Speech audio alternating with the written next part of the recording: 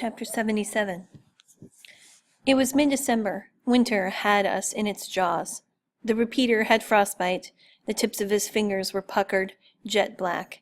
Gray, bulbous lumps appeared on the end of his nose. We wrapped ourselves in every piece of clothing and rags we could find. We tied our feet in old fishing nets that had washed ashore. Everyone bickered in the yurta, getting on each other's nerves. Small children began dying. Mother took her ration to a starving boy. He was already dead, his tiny hand outstretched, waiting for a piece of bread. We had no doctor or nurse in camp, only a veterinarian from Estonia. We relied on him. He did his best, but the conditions were unsanitary. He had no medicine. Ivanov and the NKVD wouldn't step inside our yurtas. They yelled at us to leave the dead outside the door. "You're all filthy pigs. You live in filth. It's no wonder you're dying." Dysentery, typhus, and scurvy crawled into camp. Lice feasted on our open sores. One afternoon, one of the Finns left his wood chopping to urinate. Janina found him swinging from a branch. He had hanged himself with a fishing net. We had to trek farther and farther to find wood. We were nearly 5 kilometers from camp. At the end of the day, Janina clung by my side. "Liao showed me something," she said. "What's that?" I said, stuffing twigs into my pockets for our stove and my paintbrushes. Janina looked around. "Come here, I'll show you." She took my hand and walked me down the edge of the tree line and into the snow. She reached out her mitten, pointing. "What is it?" I asked. My eyes scanned the snow. "Shh." She pulled me closer and pointed. I saw it. A huge owl lay in the snow at the edge of the trees. Its white feathers blended so well that at first I didn't see it. Its body looked to be nearly 2 feet long. The large raptor had tiny brown speckles on its head and trunk. "Is he sleeping?" asked Janina. "I think it's dead," I replied. I took a stick from my pocket and poked at the wing. The owl didn't move. "Yes, it's dead." "Do you think we should eat him?" asked Janina. At first I was shocked, and then I imagined the plump body roasting in our barrel like a chicken. I poked at it again, and I grabbed its wing and pulled. It was heavy, but slid across the snow. "No, you can't drag him. The NKVD will see. They'll take him away from us," said Janina. "Hide him in your coat." "Janina, this owl is enormous. I can't hide it in my coat." The thought of a dead owl in my coat made me shiver.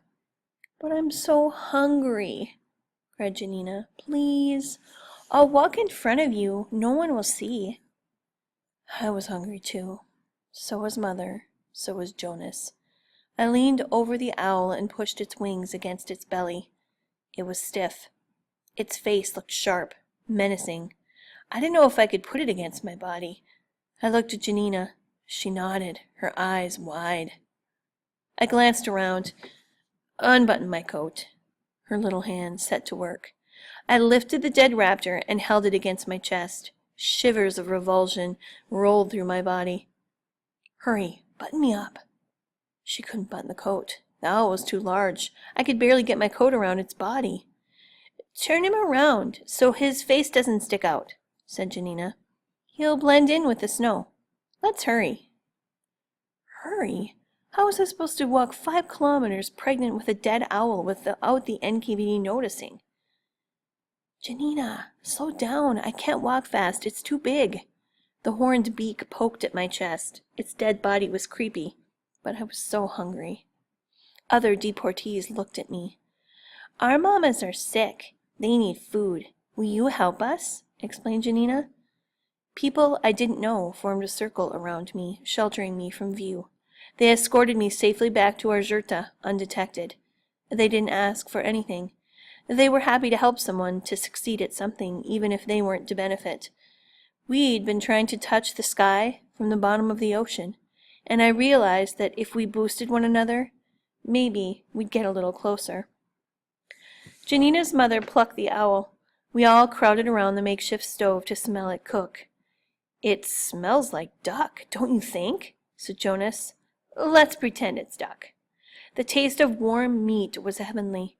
It didn't matter that it was a bit tough. The experience lasted longer because we had to chew. We imagined we were at a royal banquet. Oh, can't you just taste the gooseberry marinade? Sighed Mrs. Remus. This is wonderful. Thank you, Lena, said Mother. Thank Janina. She found the owl. Liao found him, corrected Janina. Thanks, Janina, said Jonas. Janina beamed, holding a fistful of feathers. Chapter 78. Christmas came. We had made it halfway through winter, and that was something to be grateful for. The weather continued, relentless. Just as one storm passed, another queued at its heels. We lived the life of penguins, freezing under layers of ice and snow. Mrs. Remus stood outside the bakery. The smell of butter and cocoa made her cry. The NKVD made cakes and pastries in their bakery. They ate fish, drank hot coffee, and enjoyed canned meats and vegetables from America. After a meal, they'd play cards, smoke cigarettes, maybe a cigar, and drink a snifter of brandy, and then they'd light the fire in their brick barracks and cover themselves with their fur blankets. My drawings became smaller. I didn't have much paper, and Mother didn't have much energy. She couldn't even sit up for the Kushos Christmas celebration. She had lain too long. Her hair was frozen to a board. She drifted in and out of sleep, waking only to blow a kiss when she felt us near. The lice brought typhus. The repeater fell ill, and he insisted on leaving our yurta. You're such nice people. It's too dangerous for you all. Dangerous, he said. Yes, get out of here, said the bald man. He moved to a yurta where people had similar symptoms, fever, rash, and some delirium. Mrs. Remus and I helped him walk. 4 days later, I saw his naked body, eyes wide open, stacked in a heap of corpses. His frostbitten hand was missing. White foxes had eaten into his stomach, exposing his innards and staining the snow with blood. I turned and covered my eyes. We have a flashback. Lena, please take those books off the table, said Mother. I can't stand to see such ghastly images, not at breakfast. But that's what inspired Edvard Munch's art. He saw these images not as death, but as birth, I said. Off the table, said Mother. Papa chuckled behind his newspaper. But Papa, listen to what Munch said. Papa lowered the newspaper. I turned to the page. He said, from my rotting body flowers shall grow, and I am in them, and that is eternity. Isn't that beautiful? Papa smiled at me. You're beautiful because you see it that way. Lena, take the books off the table, please, said Mother. Papa winked at me. We must do something, I cried to Jonas and Mrs. Remus. We can't let people die like this. We'll do our best. That's all we have, said Mrs. Remus, and we'll pray for a miracle. No, don't talk like that. We will survive, I said. Right, Jonas? Jonas nodded. Are you feeling unwell? I asked him. I'm fine, he replied. That night I sat with Mother's head in my lap, and lice marched triumphantly across her forehead. I flicked them off. Did you apologize? Asked Mother, gazing at me through heavy eyelids. To whom? To Nikolai. You told him you hated him. I do hate him. He could help us, and he chooses not to. Yeah, he helped me, said Mother softly. I looked down at her. That day, when I went to meet the grouchy woman coming back from the village, it was dark. Some NKVD drove by. They began to taunt me. They lifted my dress. Nikolai came, and he shooed the others off.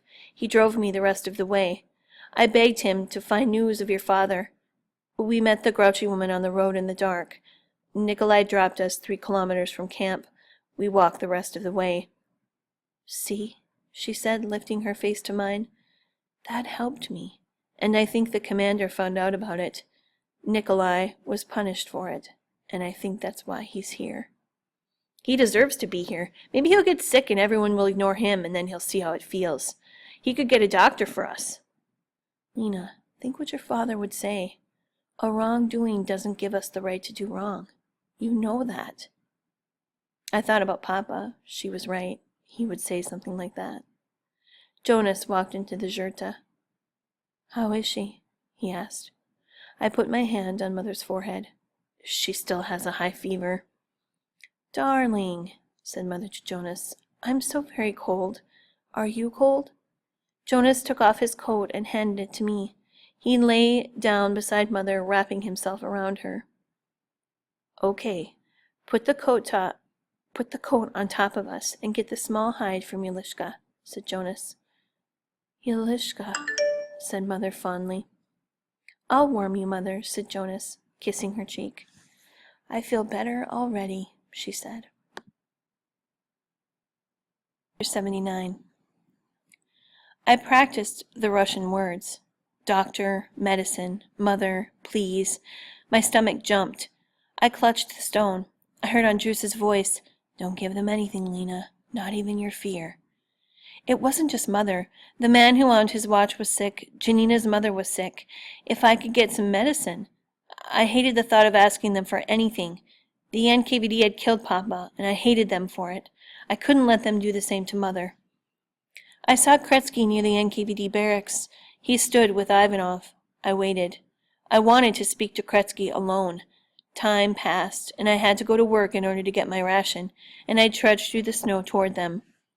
"Look, it's a little pig," said Ivanov. "My mother is sick," I said.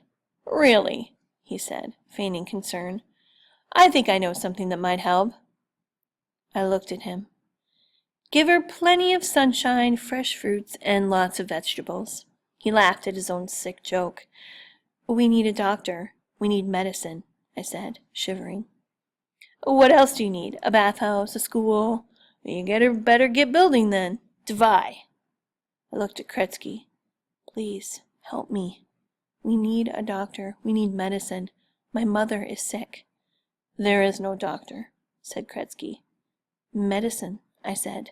"We need medicine." "Do you want another 20 years? Yelled Ivanov. "I can give you that. No bread today, you ingrate. Get to work. Davai." I didn't get a doctor. I didn't get medicine. I lost my ration and humiliated myself in the process. I began walking to the trees. I'd forgotten what the sun felt like on my face.